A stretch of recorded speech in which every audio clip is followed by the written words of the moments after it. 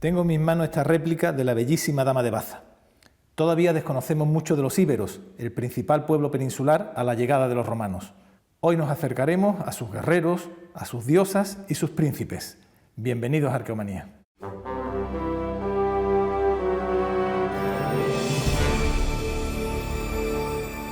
Uno de los grandes enigmas de la arqueología española son las damas íberas. En 1971, en Baza, provincia de Granada, se descubrió una escultura policromada de una mujer. Vestía ropas de color y tras un primer examen, los expertos se percataron de la importancia del hallazgo. Pero se abría una incógnita fundamental. ¿Era la Dama de Baza una reina, una diosa o una virgen? Yo la vi. Fui allí porque yo estaba estudiando en Cástulo, me llamaron y me dijeron, ven mañana por la mañana.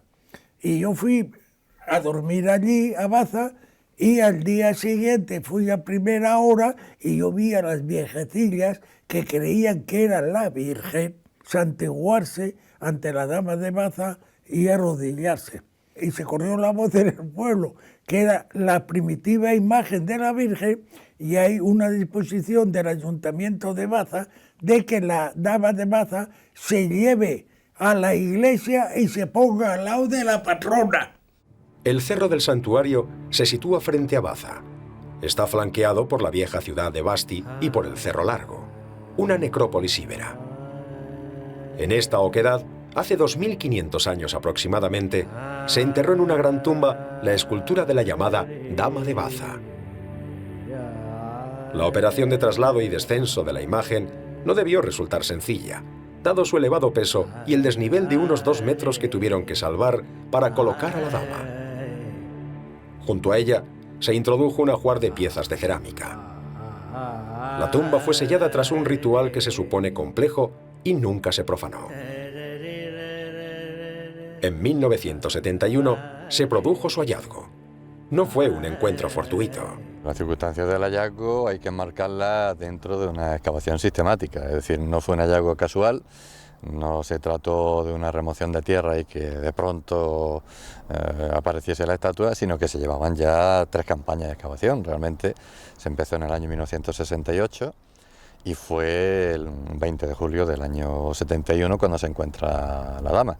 Es en sí una funeraria. Bajo el brazo derecho hay un hueco donde se depositaron las cenizas de una mujer joven, todo eso está ya perfectamente documentado, que debía corresponderse con un personaje de la alta aristocracia de la ciudad de Basti. La excavación se llevó a cabo con los estándares de la época. Algunos datos muy relevantes, como la datación del enterramiento, no se efectuaron de manera científica, y hoy en día es casi imposible realizarla ya que la tumba ha sido prácticamente destruida. Por el estilo artístico de la escultura, su creación se sitúa en el siglo IV a.C. La Dama de Baza con seguridad es del IV, con seguridad absoluta, por una sencilla razón. Uno de los sistemas de datar pues son las monedas, pero en esta época no había monedas, pero había vasos griegos. Y entonces los vasos griegos hoy día están ya muy estudiados y se puede le dan a usted un trozo de vaso griego y dice usted esto es el 375 y es de fulanito de tal.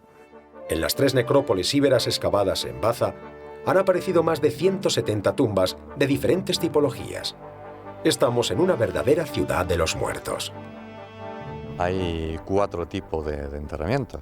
4 tipos de enterramientos que, curiosamente, en la otra necrópolis que hay en nuestra espalda, en Cerro Largo, en el año 1800, el maestrescuela Pedro Álvarez Gutiérrez ya lo había también documentado, que se corresponden desde un simple agujero en el suelo, una pequeña fosa donde coge estrictamente la urna cineraria sin ajuar o con un mínimo ajuar, tumbas un poquito más elaboradas con una estructura de adobe, mortero, otro nivel ya superior, todo ello ligado, conforme va complicándose la estructura de enterramiento, también al ajuar que contiene, de tipo cistoide, como alguna que habéis podido ver, y en última instancia las grandes tumbas de cámara, como la 155 en la que ha aparecido la dama, que tienen en torno a los 2 metros, 2 metros y medio de lado y otros tantos de profundidad.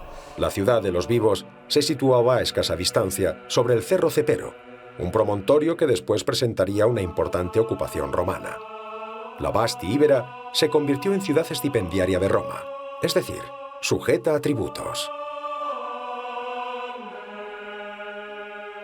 Su papel estratégico como puente entre el Mediterráneo y el Alto Guadalquivir, fundamental en el comercio de mineral y en las importaciones orientales, permitió que se creara una élite dominante, una clase dirigente habitual en las ciudades íberas. Pero el problema arqueológico es que las necrópolis de Baza han sido expoliadas. Para hacerse una idea correcta de lo que pudo ser la ciudad íbera de Basti, debemos desplazarnos unos kilómetros al norte. Frente a la ciudad de Jaén, en una meseta de 6 hectáreas de superficie, un equipo dirigido por Arturo Ruiz está llevando a cabo la excavación sistemática de una ciudad íbera antigua. Pero Puente de Tablas alcanzó su esplendor en torno al siglo V.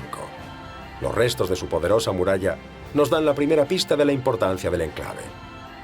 El equipo se está centrando en el estudio de un palacio. La ciudad estaba dirigida por una dinastía principesca.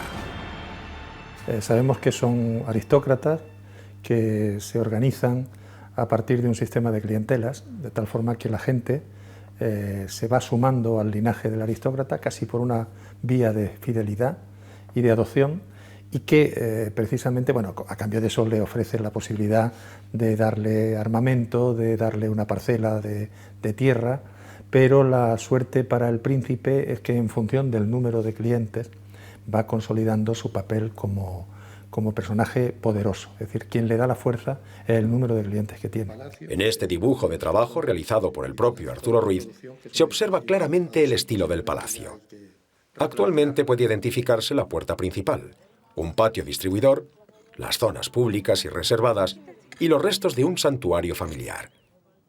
En su tiempo de apogeo, este palacio sería visible desde muchos puntos de los alrededores, marcando un lugar de poder, una verdadera sede real. La construcción de la ciudad de Puente de Tablas responde a un plan urbanístico perfectamente calculado. Los investigadores han descubierto, gracias a un sencillo reloj de sol, que la alineación de las calles y viviendas se hacía a partir del norte geográfico. También han calculado que los constructores de Puente de Tablas empleaban una proporción constante, una especie de sección áurea, a partir del triángulo. Los trabajos actuales se centran en la topografía del Palacio Real y en análisis arqueométricos de los materiales excavados. Gracias a las mediciones exactas que realiza el equipo, en la que se emplean las más modernas tecnologías, como el GPS, se podrá reconstruir virtualmente el Palacio de Puente de Tablas. En la actualidad, la tecnología y la ciencia permiten la obtención de un gran número de datos. Uno de los procesos más interesantes es la llamada flotación de materiales. El sedimento excavado se vuelca en cubos. A estos cubos se les añade agua. Al cabo de unos minutos, los materiales más ligeros, como las semillas y los carboncillos, flotan. Después, se extrae el agua de los cubos, vertiéndola en un tamiz, y el sedimento ligero se limpia con abundante agua. Es un trabajo agotador, ya que hay que tamizar miles de kilos de tierra. Una vez que se han decantado las semillas y los carboncillos, se trasladan al laboratorio del Centro Andaluz de Estudios Ibéricos, ubicado en la Universidad de Jaén. Allí se estudian al microscopio y se comparan con bases de datos. Este prolijo trabajo permite conocer el tipo de vegetación de la zona, lo que es muy importante para la reconstrucción del paisaje y su evolución en el tiempo. También es fundamental para conocer el tipo de producción agrícola. Llama especialmente la atención el empleo de un escáner en 3 dimensiones que permite la reproducción exacta de las piezas arqueológicas extraídas en las excavaciones. Todas estas tecnologías nos permiten acercarnos con mayor fiabilidad al pasado y así conocer mejor todos los detalles de la vida durante la antigüedad. El mundo íbero era un mundo de príncipes, diosas y damas misteriosas. Un mundo que cada día está mejor documentado. Este relieve se corresponde con la llamada danza bastetana, la danza ritual de los pueblos bajo el influjo de Baza. El relieve puede verse en el Museo de Jaén, junto a una impresionante colección de arte íbero. También pueden contemplarse las famosas falcatas íberas, monedas, cerámica autóctona y otra de clara influencia griega. Llama especialmente la atención una colección de exvotos. Pero sin duda, La escultura es la manifestación artística que más y mejor información nos da sobre las élites íberas. Como ha quedado constatado por diferentes estudios, la Dama de Baza sirvió de urna funeraria. Los íberos incineraban a sus muertos y luego los depositaban en jarrones de cerámica o dentro de esculturas. La Dama de Baza parece un caso aislado, pero dentro del Museo de Jaén encontramos una urna cineraria tallada en la piedra. Una loba abraza un arca en la que fue depositado un difunto. Su función es la misma que la de la Dama de Baza, pero su iconografía nada tiene que ver. La escultura de los conjuntos del Pajarillo o de Cerrillo Blanco nos muestra una élite, un conjunto de guerreros, de señores, que ocupan los más altos escalafones sociales. El bestiario de alguna de estas tumbas es sencillamente sobrecogedor.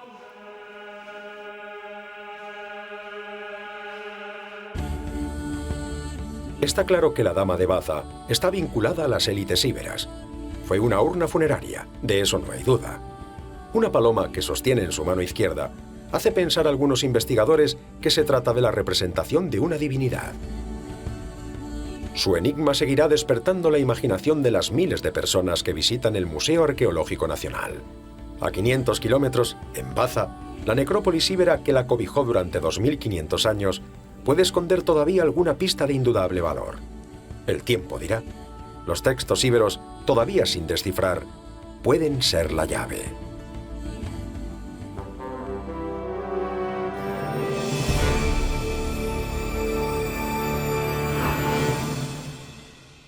Yo soy medievalista porque me gusta la historia de las ciudades.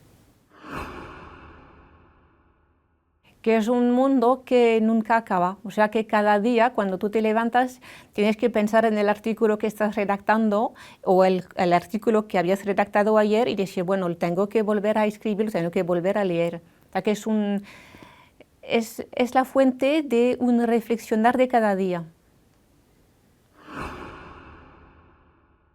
Ser humilde, reconocer que podemos engañarnos, ¿no? Y eso, sobre todo ser humilde, quedarnos muy humilde, ¿no? Porque sabemos algunas muy pequeñas cositas del pasado, ¿no? Y la mayoría de las cosas no las conocemos, quedan bajo tierras.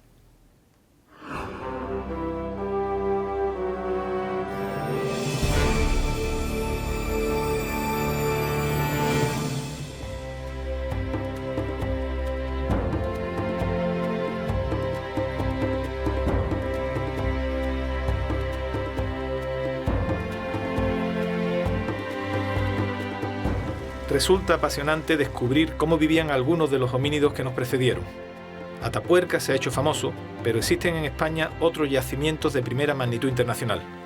Hoy visitaremos Cueva Negra, un abrigo habitado por homínidos de hace casi 900.000 años, que ya utilizaban el fuego, según prueban los extraordinarios descubrimientos de esta última campaña de excavación.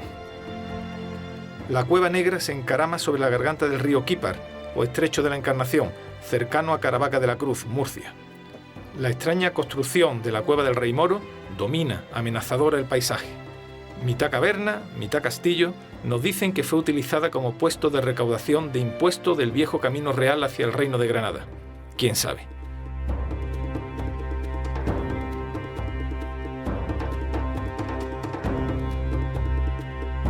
En todo caso, Cueva Negra se encuentra en un lugar privilegiado en el que la historia se ha empeñado en condensarse. ¿De qué cuadrícula es? Vivimos la emoción de un posible hallazgo humano en Cueva Negra. Un estudiante, excitado, se dirige hacia el maestro para enseñarle una pieza que acaba de limpiar en la criba. Es un diente en perfecto estado de conservación, que aunque parece humano a primera vista, resulta probablemente ser de un primitivo macaco. Macaque, probably macaque. Monkey, some sort of monkey. ¿Puedes poner un IV, Azu? ¿Es el macaque? ¿De qué tipo de mono? Macaco. Pero quizás es un poco grande para el macaco, ¿no? Aquí tenemos el problema, si puede haber o no Terropithecus. Pero prefiero no hablar de esto hasta que no tengamos datos más contundentes. También algunos macacos son grandes. No. Venga, vamos a meterlo en bolsa.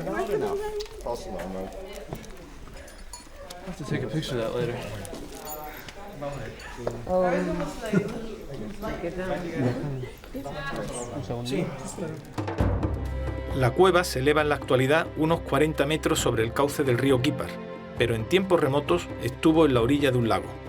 La elevación del terreno secó el antiquísimo mar de Tetis hace más de 500.000 años. Aún se puede observar las sucesivas terrazas del lago que desaguó por el estrecho de la Encarnación. El sedimento del lago colmató la cueva con una capa de tierra muy uniforme, con varios metros de potencia. Michael Walker, director de la excavación, le otorga una antigüedad entre unos 990.000 y 780.000 años. La técnica que realmente demuestra la antigüedad superior es la técnica del paleomagnetismo que ha sido realizado por investigadores de Berkeley que vinieron aquí a tomar muestras y luego las estudiaron en Berkeley. El paleomagnetismo es una metodología que aprovecha del hecho de que en distintos momentos en el pasado, en épocas geológicas, los polos del globo terráqueo se han invertido. Es como el planeta es como un gran imán y de vez en cuando el norte pasa al sur. Exactamente. Y entonces esto afecta la polaridad de los pequeños granos metálicos y de mineral en el sedimento que también tienen una polaridad influida. Con lo cual podemos saber la polaridad de cada estrato si estaba en la normal o en la invertida. Exactamente. Si tú sabes sí. qué periodo, cuándo cambian de polaridad, puedes saber qué fecha, entre qué intervalo está, ¿no? Hoy en día hablamos de la polaridad normal, o Kronbrunnes, por el hombre que lo descubrió, que empezó hace 780.000 años. Antes hubo una inversión, y este Kron se llama Matuyama, y todo este sedimento pertenece al final del Kron Matuyama, o sea, entre hace 990.000 años y 780. En términos redondos, unos 800-900.000 años. Estamos, pues, a finales del Pleistoceno superior, cuando el homínido que habitaba Europa entera era el conocido como Homo heidelbergensis, heredero de los Homo erectus que emigraron de África. En Cueva Negra se han encontrado 2 dientes perfectamente conservados de heidelbergensis, de unos 900.000 años de antigüedad.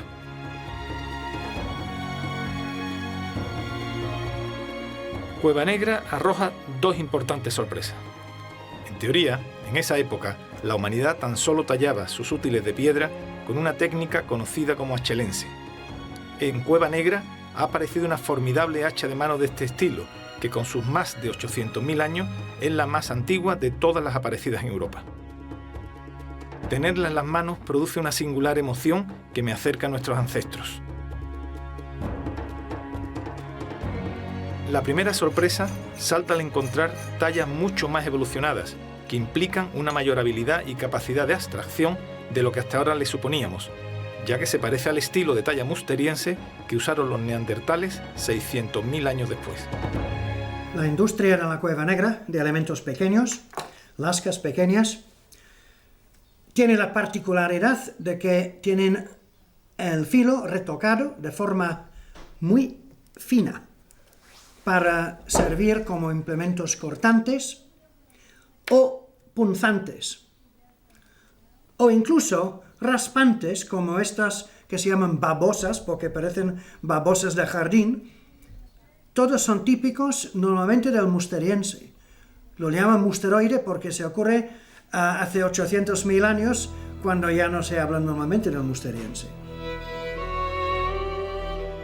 Los homínidos acumularon los restos de los animales que componían su dieta, sobre todo micromamíferos, aves y algunos animales grandes, como rinocerontes, ciervos gigantes o bisontes.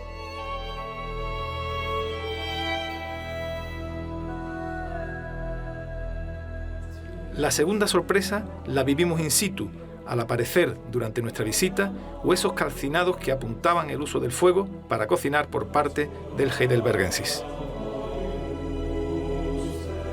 Es muy interesante. Mira, A ver. nos estamos acercando al horizonte gris y están saliendo huesos quemados.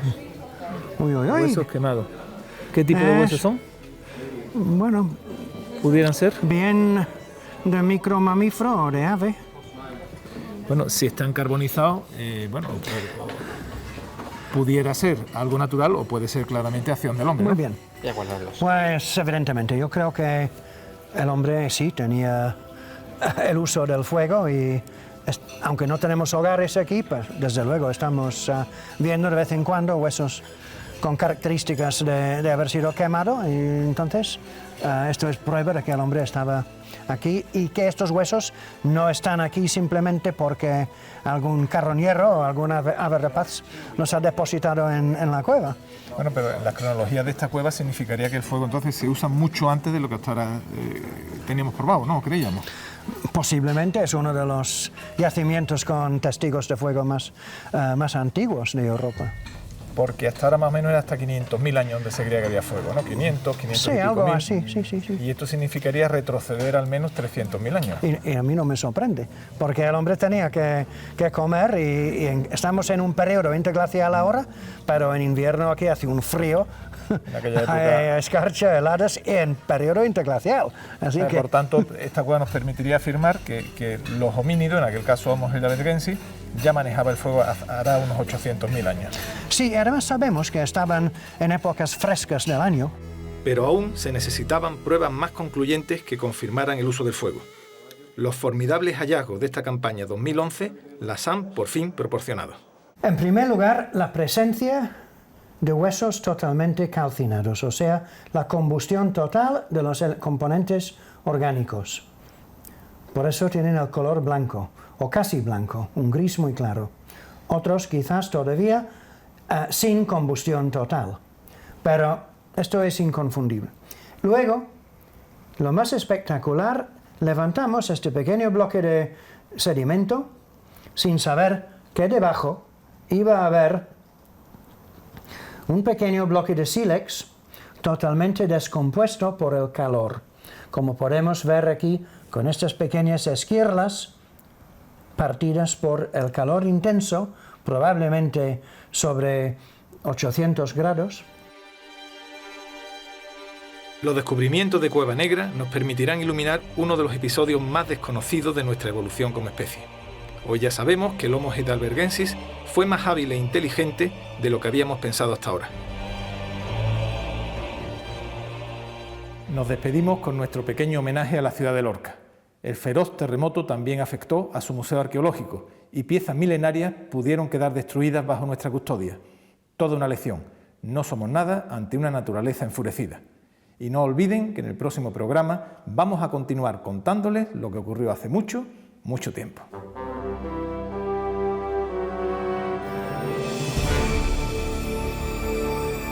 El 11 de mayo de 2011, la localidad murciana de Lorca sufrió una serie de terremotos originados por una falla. Los efectos fueron devastadores. Causaron una decena de muertes y numerosos daños muy graves en edificios y mobiliario urbano. La pérdida fundamental fueron las vidas humanas segadas, los heridos y la forzosa demolición de viviendas. La ciudad convive todavía con ese dolor y trata de recuperarse con entereza y dedicación. Los efectos terribles de la serie de temblores han dejado muy dañado el patrimonio histórico de Lorca. Iglesias, la vieja puerta de la ciudad, casas nobles. El Museo Arqueológico de Lorca también sufrió el seísmo. Se encuentra en una de las zonas más afectadas. Hoy en día está apuntalado. Tras un primer vistazo a sus salas, nos recorre un escalofrío. Me cogía un pilar cerca de donde estábamos, ¿no? Los ordenanzas también estaban...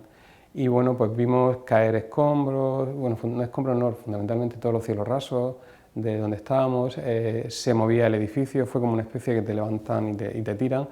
Y luego, una cosa sorprendente, salía de la junta de dilatación de los dos edificios que estábamos cerca, salía tierra que parecía como si hubiera habido un incendio, ¿no? El edificio nuevo, el anejo del viejo museo, ha sido el que más desperfectos ha sufrido, al estar construido sobre pilares y carecer de muros gruesos, como el edificio antiguo. Bueno, el edificio es un edificio que está unido en dos partes. Tiene una parte que es antigua, del 17, y una parte que se añade digamos que como zona de servicios. Esa parte es la que ha sido más afectada, tiene algunos pilares que están mal y sobre todo toda la tabiquería de la primera planta. Están afectados despachos, salón de actos, laboratorios, etc. Y también se ha visto afectada la zona de exposición, fundamentalmente elementos museográficos, vitrinas, componentes que explican un poco las colecciones y luego las piezas, que también hay varias piezas que se han visto afectadas. Esta fotografía sobre un pilar corresponde a una réplica de una escultura ibera situada en este mismo pedestal. Hoy está destrozada. En el suelo se aprecia todavía la muesca que produjo el impacto. En esta sala, una vitrina movida por la embestida se desplomó sobre las vitrinas cercanas. En cambio, en la misma sala, una escultura de San Jorge cayó y no sufrió el menor daño.